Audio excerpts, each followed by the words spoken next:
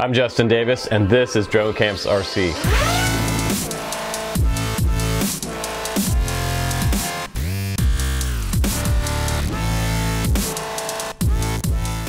Hey guys, welcome back to the channel. I'm Justin Davis. Today we have another honest review of an awesome F3, and this is the awesome F3 Mini Youbi. It's a 95mm frame here, and it's got that sort of dead cat front end style on it. It has a unibody on the bottom, and it has a little rubber band spot on the bottom for connecting up. And you see that sort of proprietary F3 mount up in here. It's different than your typical 16x16 or 20x20 mounting holes, just a little longer actually. And it does have a JST on here, so this is not going to be a super fast quad, but this one is a great quad for beginners, or if somebody wants to buy a quad that actually flies well right out of the box and doesn't require a lot of beta flight tuning. These awesome flight controllers, I've talked about this before, they fly really well on the stock PIDs right out of beta flight.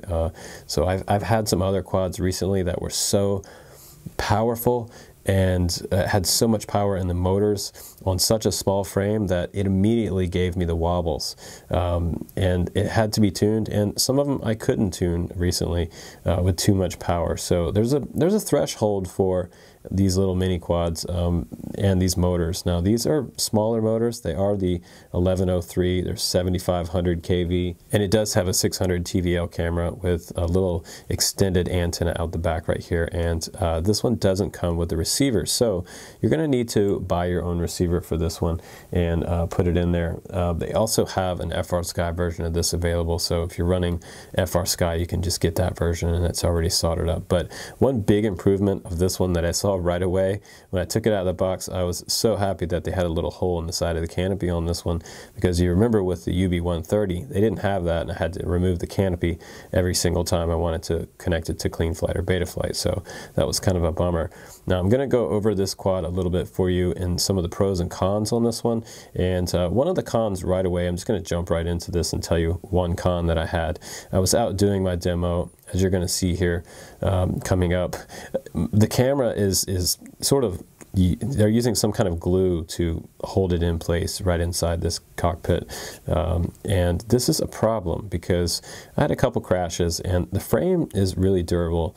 It looks like 2 to 3 mil on the bottom plate, and you have these bumpers right here which will normally keep you from breaking an arm on a frame like this. This is really important for some of these smaller micros. This is a nice addition because these are pretty resilient, and these quads are really light, so they barely do break.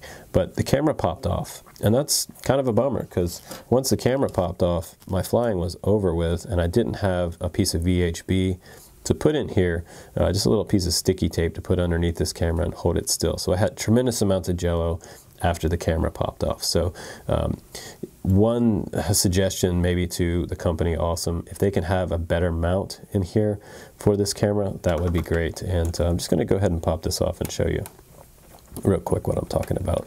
I'll take these 2 screws off, just remove these 2 screws, and then you can pop your whole canopy off, which makes it nice. Now you do get a little cable that comes in the box that you can solder up to your receiver and then just plug into the back, and you're going to run that. I believe it was the last UART in beta flight. Now see, you can see the camera here. Look at this. This is some kind of white glue, and it's a really soft glue, so it's not quite as durable or sticky as hot glue would be.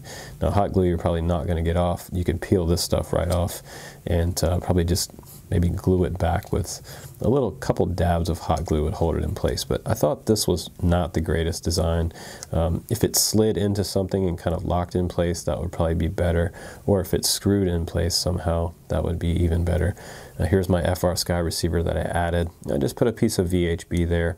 It has a little bind button there, and like I said, you can get the FrSky version, the bind and fly version, or you can get the PNP version, which is plug and play, which means you add your own receiver. Now you can see that F3 up here, and that's an Omnibus F3 flight controller with OSD. So once you power up, your OSD comes on screen, and then you can see your battery telemetry and all that good stuff right there.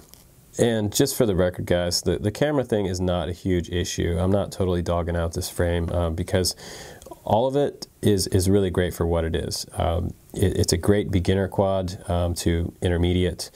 Even pro level guys would have fun with this because it's very predictable flyer, and it's small enough that you can fly through crazy gaps in the playgrounds and have a lot of fun around tree gaps, and you can really pull off some crazy stuff. This is the same set of props that I had for my entire demo. I bent them to 90 degrees and I just bent them back. They're really actually quite durable props that come with this, and it comes with 2 sets of props, which is also pretty cool. Also on the flight controller right here, if you look a little bit closer, you can see this little button right here, and that's going to change your VTX channels. So you're going to be able to stick something through the hole right here, get down inside there, and change those channels, which is going to be nice. And also, this is a 25 milliwatt VTX on here for your video transmitter, and you have like 48 channels on this, which is great. So I don't have any real problems with the VTX on here. I'm used to 25 milliwatt. Whenever I'm flying 25, I usually fly closer in. If you're new to this, that's kind of the way you're going to have to fly 25.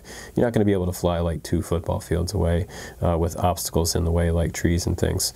If you have any type of barrier in between this antenna and your goggles, you're going to start to get fuzzy video, and sometimes you'll lose video completely if you go behind a really thick tree. So think about that before you fly behind objects, especially behind a building or something.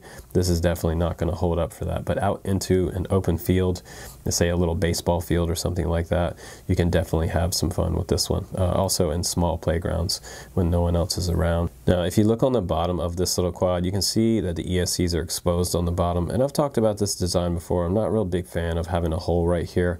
Maybe they could have done a bar just across there. I'm not sure what this open hole is for. But also, this rubber band that comes along with it goes up into these slots. And one of the cons of this was that the rubber band kept falling off. Just about every time I pulled a battery on, I was having to put this rubber band back up inside these slots. So that was just a little bit annoying. If you have some kind of strap that you could go all the way around and maybe put a piece of Velcro covering this whole ESC stack right there, that might be a little bit better. Also, by the way, those ESCs are 10 amp BL-Heli ESCs running D-Shot 600. And they also give you a pretty decent manual with specs on here. Just some basic instructions about how to put your props on, and clockwise and counterclockwise props, what those look like. You're also your VTX channels here. You have A through F and channels 1 through 8 on each band. And then they show you some different Youbi models. Actually not Youbi, they have the Bobi X115, which I hope to get soon, and the F100 here. Both of these look really, really great. Then they give you a schematic of the flight controller and the ESC stack right underneath the flight controller. Super nice. Also, I gotta mention, this is one of those types of quads where you can just plug the motor in. And I've shown you this before on the channel. So you don't have to do any soldering if you lose a motor. If one of your motors burns up or puffs white smoke, just buy a new motor and plug it back into according to the schematic, and you're good to go. And also in the box you do get that little receiver wire which plugs right into the back right spot. So if you're looking at the quad from the front, it plugs into the back spot where you can do PPM, you can do DSMX, or you can do S-Bus types of receivers, which is pretty much covers the whole spectrum. And they're also pretty liberal. They do give you an extra canopy in there, which is a black one, which I think is pretty cool looking, and you get some black props to match. I put the white props on to match this white canopy. And you also get some prop guards in there. So if you want to sort of bounce off trees and stuff, you can put these on.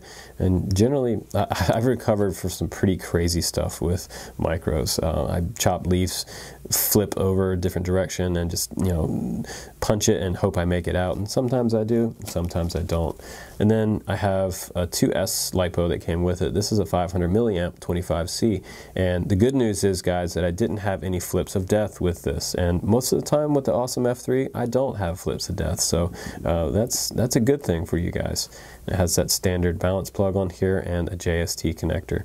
I'm probably getting 3 to 4 minutes out of a battery like this. 4 minutes if I take it kind of easy on the motors. But overall, it's a pretty nice little quad, and I enjoyed flying it. I didn't fly the greatest on my demo that day that I did this for you guys, so don't hold that against me. I did a lot of crashing, and this thing actually did hold up in my flight test. I'm just a little out of practice because I've been stuck in my shop all week with it raining and working with 3D printers. So check out the footage. We'll do some line of sight first with this, and then we'll do some FPV with this little mini Youbi. Super excited to have this one.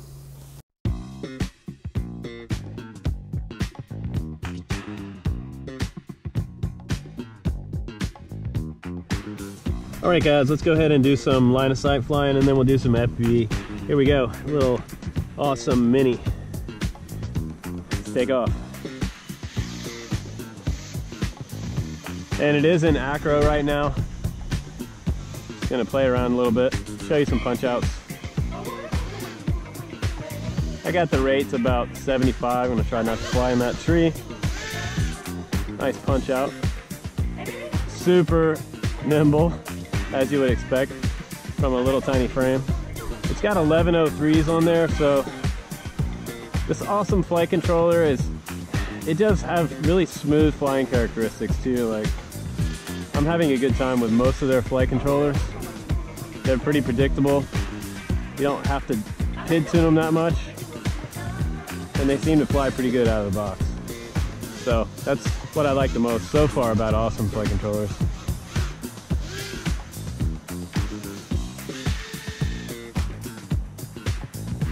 Not like the most powerful micro in the world, but you know, it's 1103s. It's a little bit of a cruiser, but you can freestyle this one.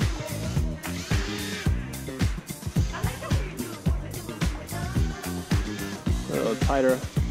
Oh, in the tree. Oh, in the grass. All right, let's put this back up. We'll fly for another minute, and then we'll do some FPV.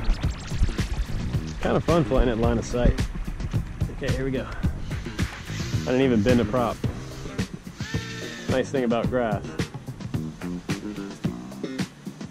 But it can get away from you pretty quick in acro.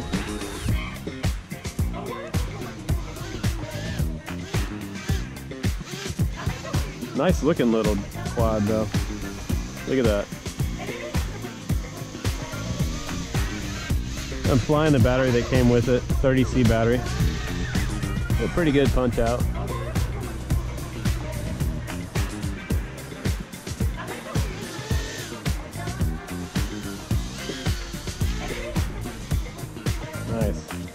Nice flyer, very quiet, very smooth. It's cool also because it's so quiet that you can fly it in little parks and places where, you know, there's not a lot of people around like this. This is a really nice spot. A lot of little trees and stuff to fly over top of and fly around. But let's go ahead and set this one down and let's show you some FPV footage. And I'll let you know what I think about this one. Here we go, we're gonna land. All right, that was awesome.